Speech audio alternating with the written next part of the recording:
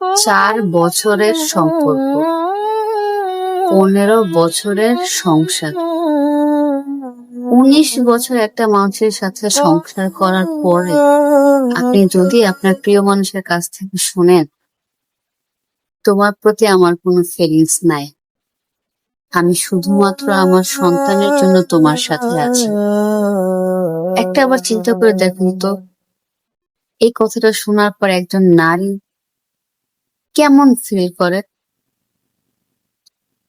আমি ইকরা আপুর সুইসাইডের নিউজটা শোনার পর থেকে জাস্ট এই জিনিসটাই ভাবতেছি যে একটা মানুষ কিভাবে পারে, যে মানুষটা তাকে শূন্য পকেটে থাকা অবস্থায় হাত ধরছে, এখন আলভির কেরিয়ার অনেক হাই উঠে গেছে, এখন খুব টপে আছে, মানে ওইরকম একটা অবস্থায় গিয়ে একটা এমন সুন্দর ফুটফুটে সন্তানকে রেখে কিভাবে পারলো পরকীয়া করতে?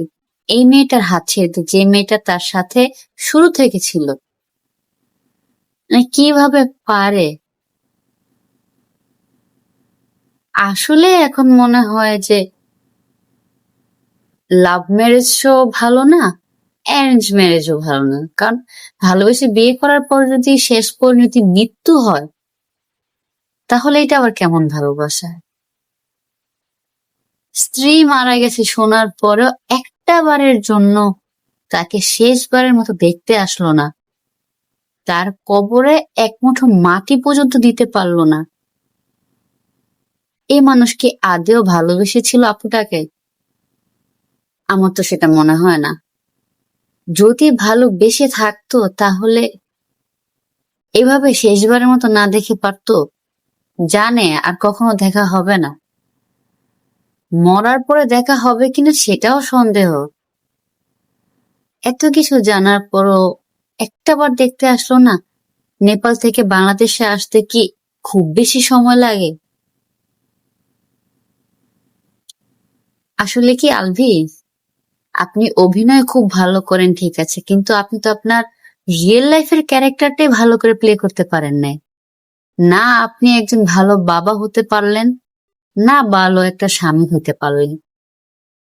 আপনি যদি ভালো স্বামী হইতেন তাহলে এরকম একটা মেয়ের জন্য আপনার এত সুন্দর বাচ্চাকে রেখে, এত সুন্দর বউ রেখে পরকীয়া করতে পারতেন না, এই নোংরামিটা করতে পারতেন না। আপনি ভালোবাসার অযোগ্য, আপনি পুরুষ হিসাবে ব্যর্থ। মিডিয়াতে কাজ করলেই কি নোংরামিটা করতে হবে? মিডিয়াতে কাজ করলেই কি অন্য মেয়ের সাথে ঢলাঢুলি ঘষাঘষি নোংরামি সম্পর্কে যেতে হবে? আর আমি আরেকটা কথা বলবো তিথি মেয়েটাকে,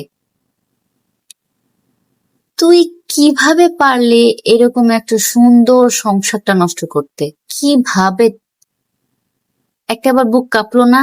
ও তোর আবার বুক কাঁপে কিভাবে? তুই নিজেই তো এর আগে একবার 2 বাচ্চার বাপকে বিয়ে করছিস, তো এগুলো তো তোর কাছে কোনো নতুন কিছু না। জানিস বউ আছে, বাচ্চা আছে, ছেলেটা বিবাহিত, তারপরেও বিবাহিত ছেলের গলাতেই তোর ঝুলতে হবে কেন? দুনিয়াতে কি ছেলের অভাব পড়ছিল? অভাব পড়ে গেছিল, খুব অভাব পড়ছিল। এতটা নির্লজ্জ মেয়ে মনে হয় না আমি আর দেখছি। আসলে মানুষ বলে না নারীর শত্রু নারী, এইটা না বারবার তোর মতো মেয়েরা প্রমাণ করে। এখন আমরা যে পাবলিকরা আছি তোদেরকে দেখি, আমাদের সকলের উচিত কি তোকে আর আলভিকে বয়কট করা, তোদেরকে সামাজিক কোনো কাজে না রাখা, সবকিছু থেকে তোদের আলাদা করে দেওয়া। কারণ তোদের জন্য তো তিথি আপুটা সুইসাইড করছে, এখন তো তোদের রাস্তা ক্লিয়ার হয়ে গেছেন তাই না? এখন তো আর তোদের পথের কাঁটা নাই।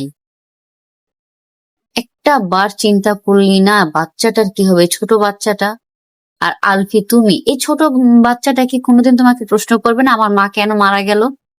বা এগুলা তো সোশ্যাল মিডিয়াতেই তো থাকবে, এগুলা তো 10 বছর পরে হলেও এই বাচ্চাটা দেখবে বাচ্চাটা সামনে আসবে, তার মা কি জন্য সুইসাইড করছে, কি জন্য মারা গেছে, তখন তুমি কি অ্যান্সার দিবে? তখন তুমি বাচ্চাটাকে কিভাবে ফেস করবে? নাই, উপরের মালা খালি। কি নায়ক নায়িকা, লুচ্চা তোমরা, তোমরা লুচ্চা। এইসব তিথির মতো কিছু কিছু মেয়েদের জন্য যেমন পুরো নারী সমাজ আজকে লজ্জিত হয়, বদনাম হয়, এরকম আলভির মতো কিছু কিছু পুরুষের জন্য পুরা পুরুষ সমাজ লজ্জিত হয়, বদনাম হয়। আর কিছু চাওয়া নেই, আমার শুধু একটাই চাওয়া, ইকরা আপুর হত্যার বিচার হোক। এটা তো সুইসাইড নেই, এটা একটা হত্যা। কতটা মেন্টাল ট্রমা থেকে একটা মানুষ সুইসাইডের চিন্তা করে, সুইসাইড করে, এটা শুধুমাত্র ওই মানুষটাই জানে যারা এই সবের ভিতর দিয়ে যায়। উই ওয়ান্ট জাস্টিস ফর ইকরা আপু।